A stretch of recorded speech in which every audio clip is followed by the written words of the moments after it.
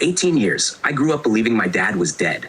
It was a truth as solid and unshakable as the ground I walked on, a core part of my identity, the single defining tragedy of my childhood.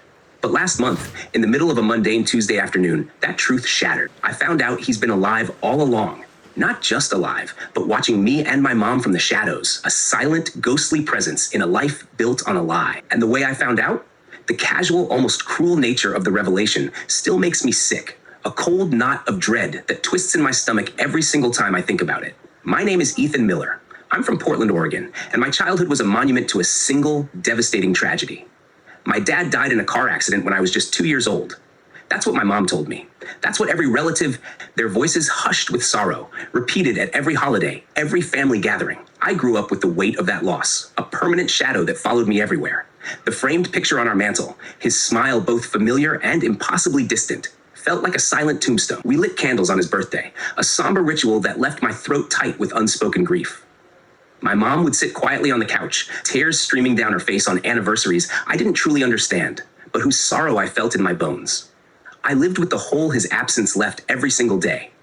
At every school play, every baseball game, every graduation, every father-son event, I was the kid with no dad, a label that felt like a brand on my skin.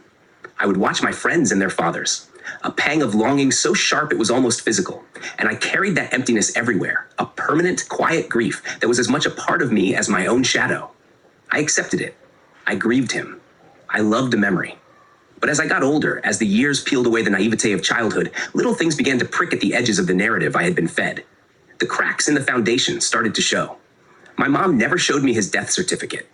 When I asked about it, her smile would tighten, a fleeting, painful grimace, and she'd brush it off with a casual dismissal that felt anything but casual. She got random phone calls late at night, and I would hear her voice drop to a hushed whisper, her words strained and desperate. She would always step outside to answer them, walking into the cold night air, as if afraid the walls of our house would betray her. It was a secret ritual I witnessed dozens of times, but never truly understood.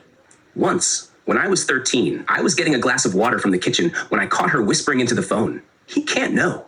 He's too young. At the time, I thought she was just talking about bills or some family drama, some secret I wasn't old enough to be a part of. The thought barely registered. Now I realize, with a cold, terrifying clarity, she wasn't. She was lying to protect me from a truth so dark it would unravel everything.